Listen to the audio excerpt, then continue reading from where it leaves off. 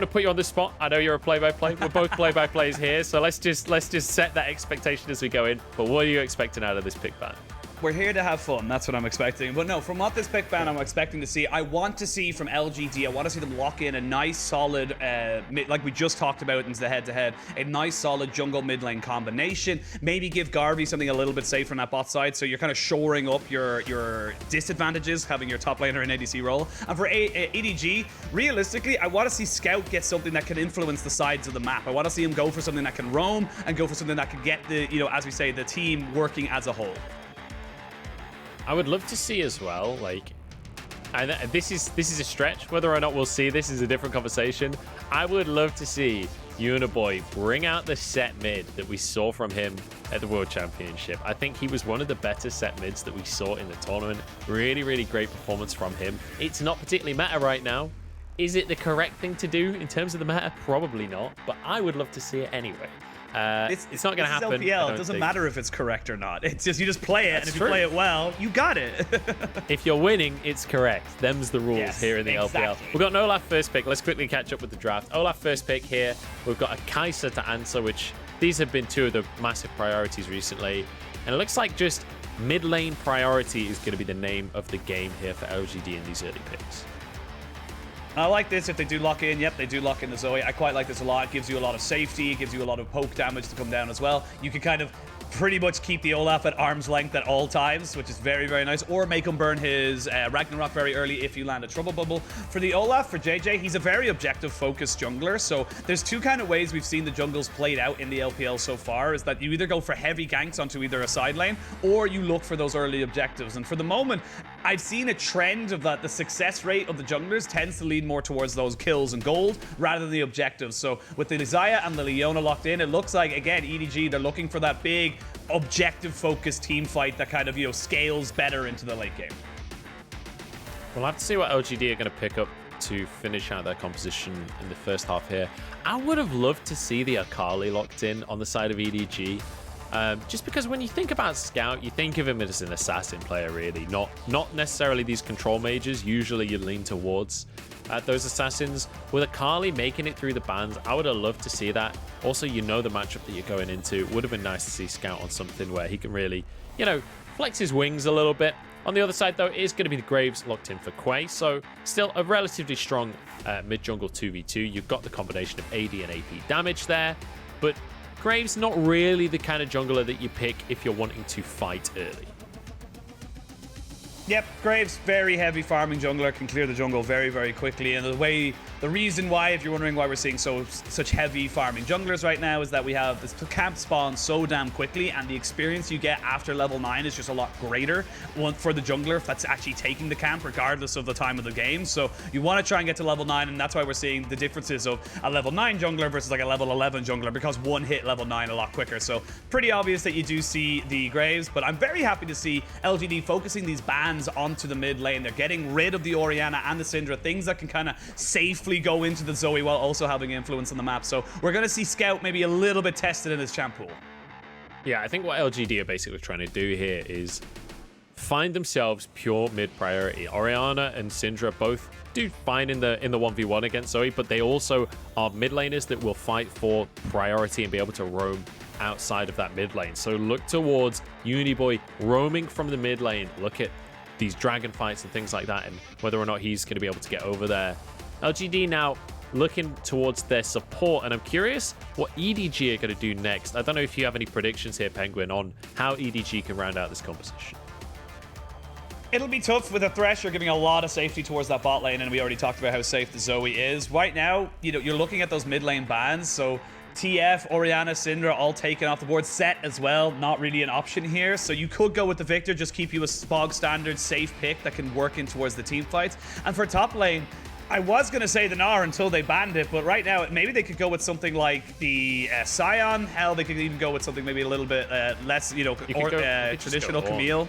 Ornn, traditional, you could go Camille. There's a couple of options here. I would like to... Actually, the Aatrox, I completely forgot about him. I was about to say, it's Flandre. So Aatrox is always an option. Flandre loves that Aatrox. And you can, especially with the Gordrinker build, you kind of still are just a frontliner. even though you're not building tanky necessarily, the amount of lifesteal that you get, the amount of sustain you have, you are essentially a tank. So it kind of just facilitates that frontline role now. Yeah, once you get those 2 item spikes, the Gorge Inker and the Stairs Gauge, it is so difficult to just burst down an Aatrox, just purely from his sustain with the items, and just the pure shielding he gets as well. It's actually a monster. Plus, overall, like, when you're looking at this team, he's got a front line to go in with him, so it makes a lot of sense that you go in with the Aatrox and the Leona, Olaf on the backside, and it's a very bog-standard front-to-back team fight coming out from EDG. With LGD, they are poke central right now. They've got themselves the Zoe, the Jace. They are looking to kite you out, get your health bars down, and just basically make it a battle of attrition. They don't want to 5v5 realistically at all, because they will just get melted. They need to start the fight before it's even begun. Yeah, for the side of LGD, they want to try and keep EDG at arm's length. And one of the difficulties that you could see for EDG here is Leona is the only reliable hard engage that they've got going on the squad. So if Solar Flare is flashed away from, it can be quite hard for EDG to actually close the gap without Flandre finding himself a significant flank over on that side. Whereas on the side of LGD, if they can be the first ones on the scene for an objective and just play at range, stop EDG being able to contest, it becomes very difficult for EDG to operate this composition. We'll have to see, though, if they're going to be able to get to that point, because the thing about poke comps is if you fall too far behind, it can be really hard to get yourself back into the game.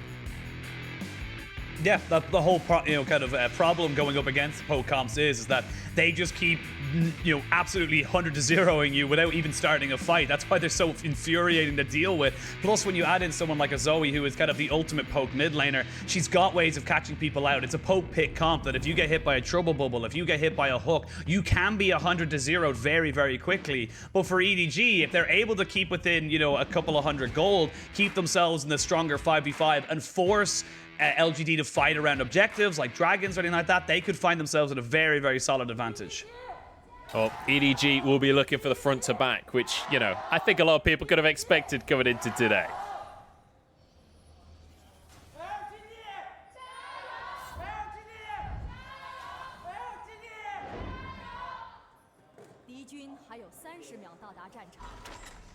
Support coming out strong here for our two teams. And let's just remember as well that these are two historic organizations going head to head here. These are both LPL veteran organizations. And there's more on the line here than just the standings as of right now. But certainly for EDG, the standings as they are phenomenal. When you consider the recent performance in the last couple of years from EDG, the last time EDG had a really, really great performance was like 2017. That's a long time ago when you consider that EDG used to be one of the squads that people thought about as the world's representative for LPL. So with the way that this squad has been going so far, with a flawless season so far, maybe, just maybe, this is finally the return to glory for EDG. And it's an exciting time for EDG fans. You look at this lineup and you can't help but feel like we said in the Bevies with the Boys episode of for the LPL with all six of us, is that Lyric and Clement are excited for this side. They are excited for this team. JJ, Flandre, Scout, Viper, Mako. These are big, big names. I would argue maybe top 5 in their role at minimum. And that's why you can get excited for them. And right now, like you said, they're looking solid. They're looking good. What I want to see from them here, from an LGD that, like we said, is a very, very, very new squad in terms of its coming together. I want to see clean League of Legends. I want to see them, as we've seen them so far, execute on their composition, make sure they're not giving LGD the chance to move forward and make their composition work, and just come out with a clean win if I want to get really excited for them. This can't be scrappy. Well, we'll see about that, because they are rookies, so whether or not it can be the cleanest win ever, you may be disappointed on that one, Penguin. But one thing I will say is that from what we've seen from these guys against V5, it felt like if they can win these lanes, they can win the game off the back of that. The decision-making was good. They were proactive. When they had priority and were able to move around the map, they were able to make a lot happen. So, with the way that they've drafted, Uniboy will have priority in that mid lane. You got Quay as well, who on this Graves is going to be able to roam around the map very, very quickly. You've got Cult will have infinite priority towards the top side. And down in that bottom lane as well, with Kaiser against Xayah, when you have kill threat, when Chance can find a good position, you can get priority, although you'd expect Xayah to be the one leading the charge when it comes to that wave clear and therefore bot lane priority. So there's a lot to work with here for LGD, and if they can make some plays happen early and get themselves a gold lead, this is a team that you cannot just count out. Yeah, like you said, they pretty much picked winning lanes across the board. The Jace will always have the push in onto the Aatrox. Zoe can clear the waves very quickly and efficiently. As you can see here, does mean that Quay has got pure safety to walk into mid lane, pick up a scuttle, go over to the other side, pick up another scuttle. And overall, they have got the priority. But the big thing I want to see from LGD is how do they use that priority? It's always the biggest problem we kind of see with certain teams in the LPL. It's like, yes, you got an advantage, but what are you doing with it? And that's going to be the biggest test, I feel, for LGD in this series. And, oh, we're going to have a fight. 2v2 on the bot side. Garvey's in trouble. Flashes away, but one more auto should do the trick. Garvey ticking down, but he survives on barely any HP. But the Q goes through, and the feathers pierce his heart. And that is the issue when you're having your top laner in your ADC position. You step too close to the fire and Mako will punish you. He immediately goes aggressive. You've got the Ignite available to you as well. And that's why Leona is such a problem in, for duos right now, is that if your Thresh isn't playing super far back and that Leona catches on top of you, you have no escape. And let's just remember the bot lane that they're up against. In fact, let's take another look at the replay first, because Garvey already fairly low on HP here. I think he just walked in front of the feathers. And then at that point, once you're rooted, you already know how that fight's going to go. Yeah, it was good from Garvey to survive as long as he did and force everything out of EDG. So as you can see across the board, apart from the Ignite on chance, everything was used. There's no flashes or, combat summoner spells for the EDG bot lane. So, but I imagine with JJ being the objective focus and kind of, the guy who he is on this Olaf, he should be feeling pretty confident to maybe make something work now in this bot side, knowing that Garvey has not really any kind of escape for a very long time. Certainly could look towards that bottom side from the side of JJ, but whether or not he goes down there is going to be a different question. Scout going to finally get some priority in that mid lane. I think they're just trying to free him up so he can finally get a reset off and grab himself some items there. In the meantime, though, I do want to talk about this roster for the side of LGD and specifically Uniboy, because I feel like this is a real opportunity for Uniboy. And granted, not that many people are excited about this LGD roster coming into this year, right? This is not a team that people are putting at the top of their power rankings, and partly that's because of the fresh talent that's on this squad. But you can get excited about that fresh talent. People like Uniboy stepped onto the world stage as a sub for PSG, managed to show up massively. Like, I think that this is a fantastic opportunity that he has earned for himself off the back of his Worlds performance, and I'm excited to see what he can individually do on the LPL stage, because he's come over from the PCS, sorry, and let's be realistic here. When it comes to mid laners going into the LPL, going up against players like Rookie, players like Scout, for example, these are opportunities to show what you're made of.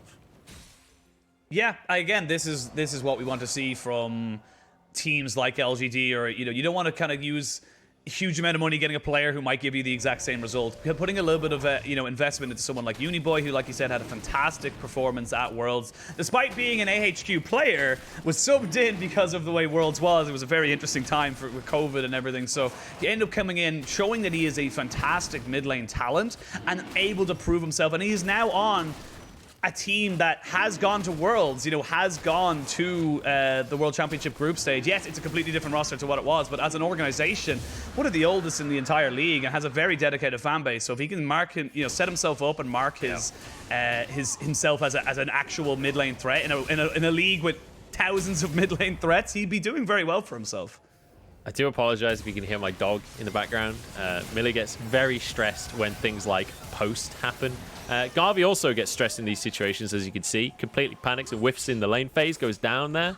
It's been a stressful game so far, so I could understand why Millie's barking so much, but she was trying to warn them. She was trying to warn Garvey that it was going to happen. That Garvey, no, don't walk forward. She has Hex Flash. There's a snake in the lane. There's a Viper. He's poisonous.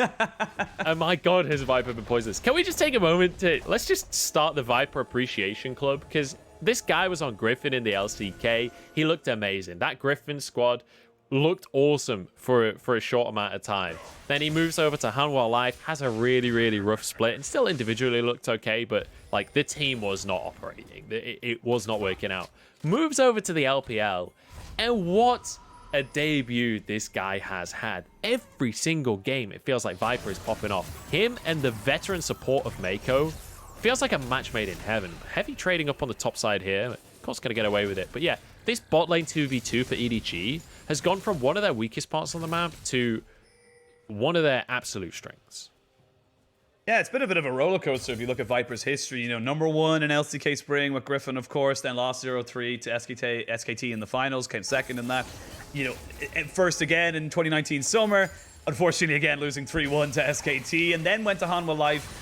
Didn't really have a huge amount of success, like you said, but has proven time and time again that he is a very, very strong, you know, ADC that needs to be respected overall in the LCK, and now finding a roster in EDG, and I feel like it's a great fit for EDG because they're very methodical, they're very by the book, like we said, but with Viper, he adds that little bit of flair that you know can just pop off at any moment. And even looking elsewhere on the roster for EDG, there's plenty more to get excited about, because obviously, you know, Mako, Scout, JJ, these are guys that were here last year. This is part of the system. But then Flandre, the top laner that they've plugged into this squad, Mako is going to be fine. I wasn't sure if they were going to try and make the play there as JJ starts off this Herald. But Flandre up on the top side, he was on LNG for the longest time. LNG and Snake, ever since the organization first joined the LPL, he was there. Scout flashes away from the attempted play in the mid lane there. That was Quay's flash as well. He's going to get away with it. And Flandre now moving on to a different squad. It feels like he has so much more freedom to play here. He has so much more to work with. And LNG at the same time also seemed to have leveled up. So maybe this was a change that finally needed to happen in his career. And he gets to be a bigger part of something again. And it's kind of just as a weird like anecdote, I suppose. It feels like EDG are assembling like, you know, the Infinity Gauntlet. They've got all these different pieces that are scattered around the, you know, the LPL and LCK universe, and they finally got them all together and perfectly balanced like all things should be. And like we talked about, and why we're getting a little bit excited for this team is that yes, they're going to have growing pains. Yes, they're going to have slight issues of, you know, kind of, you know, coordination sometimes, but their fundamentals have been incredibly solid. Their understandings of their team comps and when they're strong has been incredibly good. So this is an exciting roster that could potentially come out and really, you know, cement themselves back at the upper echelons of the LPL, because this is a team, EDG is an organization, used to be EDG, RNG. That was the finals. That was it, always and forever. And it's nice to see them come back to that level of success, potentially in this year. Yeah, and key thing is potentially, right? I don't want to get ahead of ourselves. They haven't made it just yet, but when you look at the standings, it's feeling pretty good. They're 2-0. They are 4-2, though. Both of the series that they've won, they went to 3 games. So yet to put themselves in that position of stomping opponents, and maybe that could be their downfall is the consistency in these series. And maybe it's an issue of which side of the map they're playing on as well. As we look at this game, though, let's kind of recap on where we're at, because we've been kind of talking about rosters a little bit and talking about the standings. We are dead even when it comes to gold. LGD managed to get the first Drake for themselves, but look where the gold is for either of these teams, because obviously no kills on the side of LGD, so it's just coming from farm and from tower plays. Whereas on the side of EDG, Viper's already got 2 kills for himself. He's got himself a 10 CS lead as well. On top of that, he is going to be powering up fast, and when you consider that Xayah is that 3-item AD carry, it's real good to have those kills early. Yeah, and this is the thing that we talked about, why it's a little bit of a risk, but so rewarding as well. It's kind of high risk, high reward if you do pick something like the Xayah, is that if the Xayah gets put behind, Xayah on like an item and a half versus even a 1-item kind of, you know, meta quote-unquote AD carry like a Kai'Sa is just horrible, horrible to play against. You can do literally nothing. You lose CS, you lose pressure. Whereas on the other side, if you're able to get ahead and you get ahead of the curve in terms of power, and you're already at a full item as they're coming up to the 15-minute mark, you're able to go toe-to-toe with something like the Kai'Sa. You're able to keep up the pressure, and you have to be respected, because Gale Force, we've seen it before with so many different champions, that it just creates opportunities where there is none. So I like the fact that EDG got a lot of, and it was straight up 2v2 advantages. There wasn't any gank pressure from JJ. It was just straight up them doing what they had to do and knowing the matchup and knowing they could get the kills. Yep, Viper now. EDG know that he's the carry here. He's the one that has to make things happen. So they drop the Herald for him in the bottom side.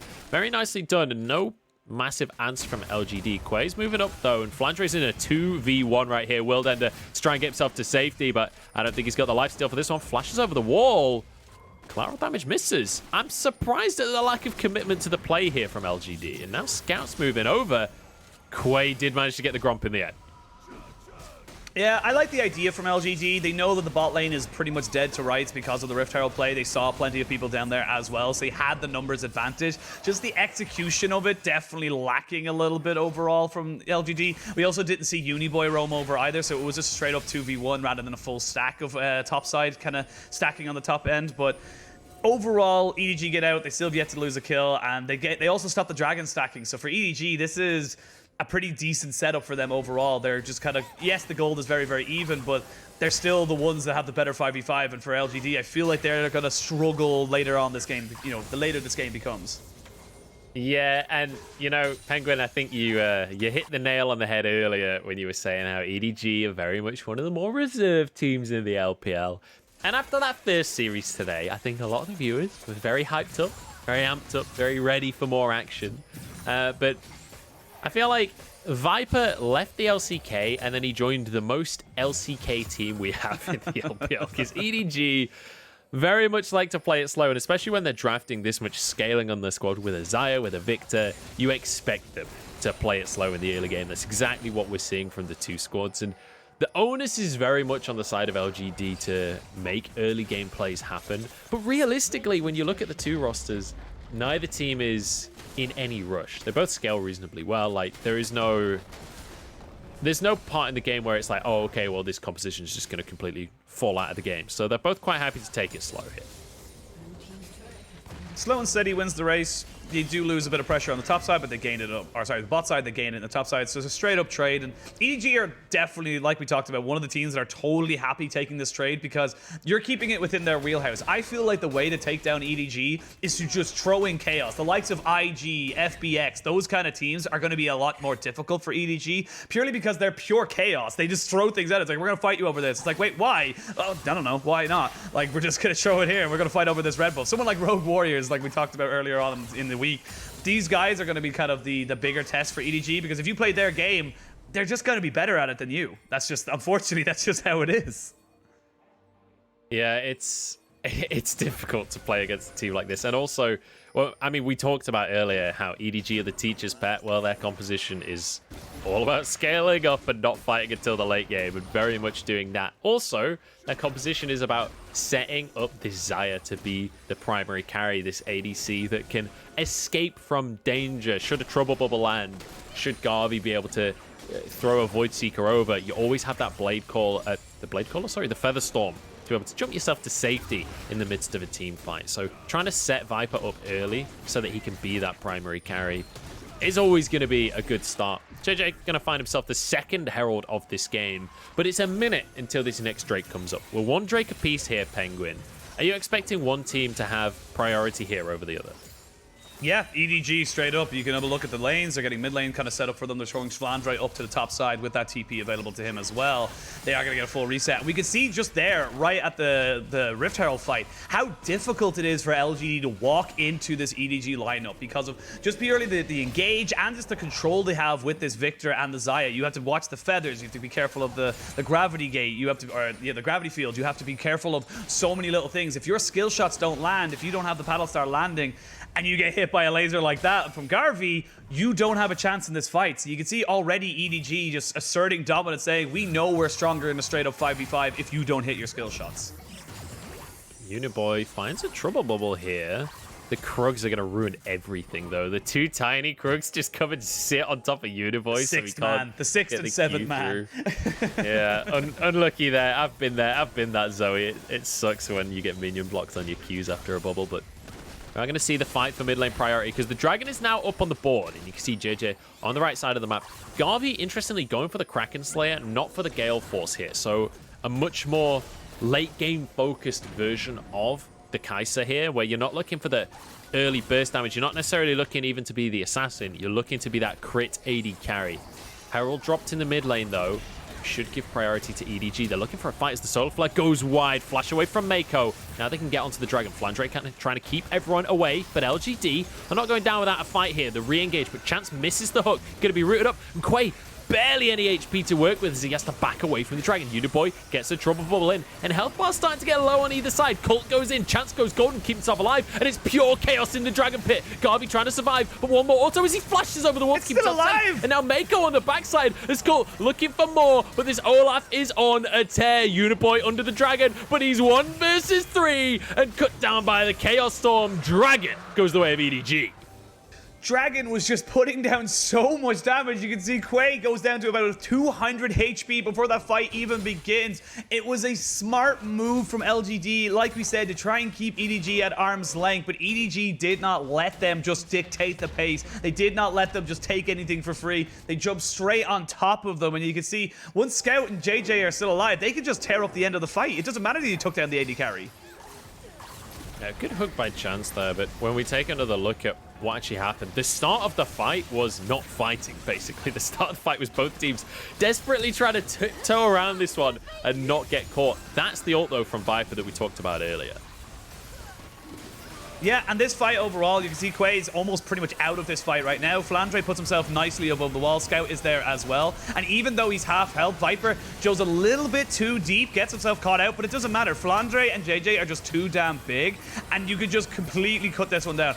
Uniboy tries his very, very best to make this as equal trade as possible, but with having the Chaos Storm still available to you, he was always going to be bursted down. He had his flash available, but at that point, you're always going to die. So, like that he didn't use it, like that he tried his best, but it's so hard when you can't kill off Scout. You have to just, commit everything to Viper, then you're just left with nothing left in the tank from the side of LGD. So, EDG, they kind of just clean up house after that.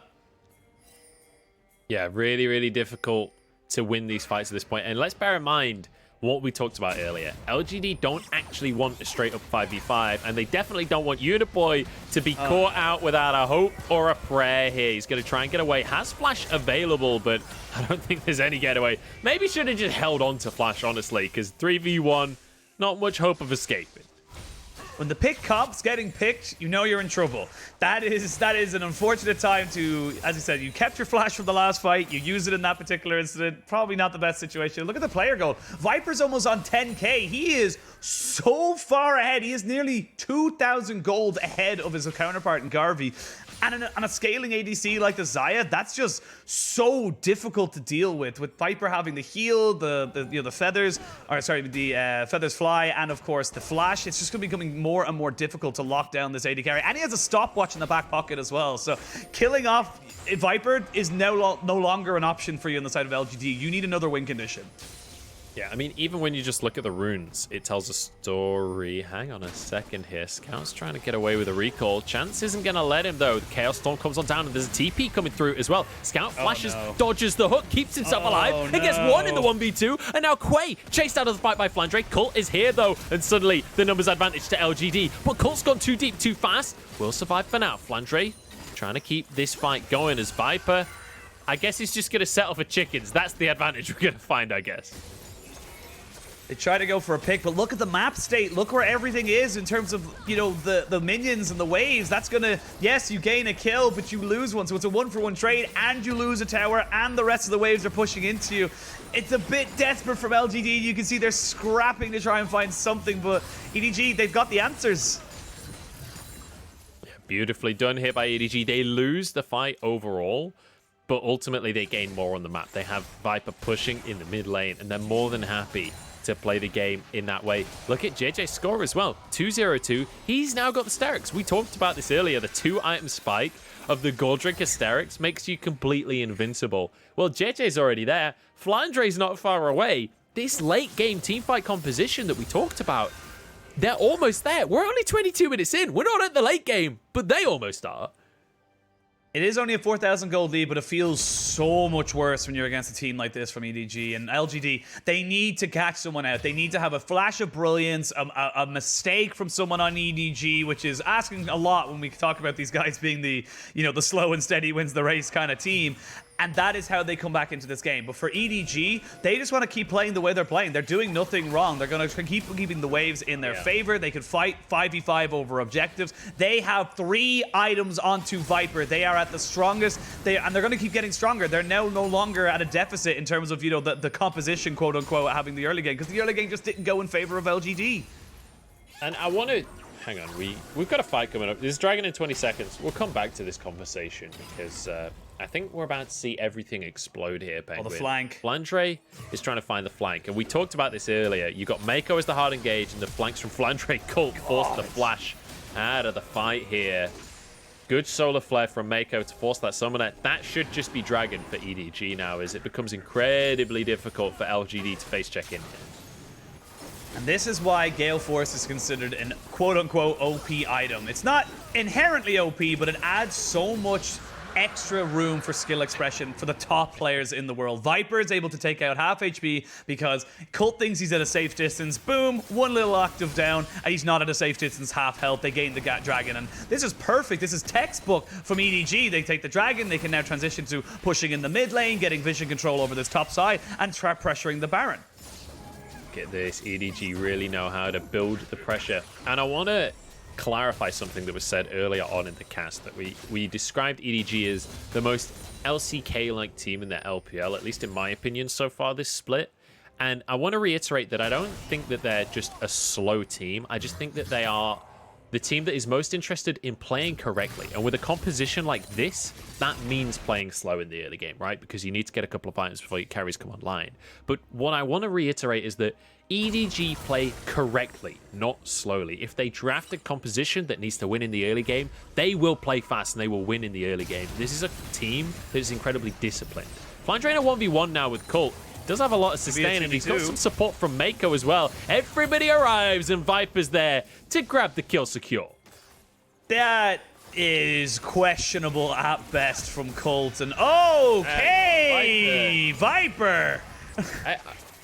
I don't know what Garvey was thinking. That's not a 1v1 that you want to take. That's not a place you want to be right now. I don't even think he had vision. I don't even think he knew it was a woman. I think he just went in to try and steal a red buff that he had absolutely no business stealing. You now have 2 people down. You're trying to defend. Your defense of this Baron is effectively all on Uniboy or, you know, Quay getting a steal.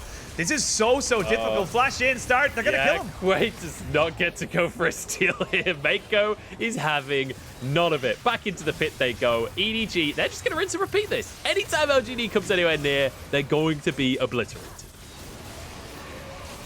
This is just a massacre from the side of EDG. LGD honestly just feel a little desperate, going for plays they have no real reason to go for with objectives up on the board. They might feel like they have to go for something to try and get it back into this game, but you need to go for the, you know, the 40-60s, not the 10-90s. It's definitely a lot more stacked against you when you're trying to all in an Aatrox with a Gore Drinker and a Sterix Gauge in his own, you know, kind of side of the map. So overall, this just feels that this was just absolutely beautiful. Viper, he has full knowledge of where Garvey is. So he sets up the feathers, flashes in, and uses the W to call them back. That is honestly so mechanically big brain from Viper. It's so beautiful to watch him.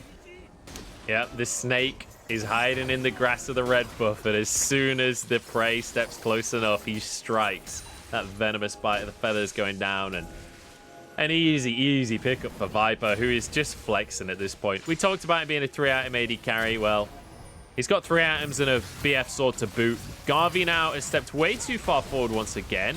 Will sidestep the solar flare, though. There's a little overzealous on the solar flare, to be honest, from Mako, but they're still just going to be able to go for a dive here. They are so far ahead. They don't need to... What tower? They don't see a tower. They're not afraid of this one. Garvey goes into the backline. Somehow the lifesteal kept him alive for a second there, but now Garvey is just going to get chased out from Scout. Scout even decides to commit the flash for this one. Uniboy flashes away, but Flandre is basically invincible, so he's going to be fine.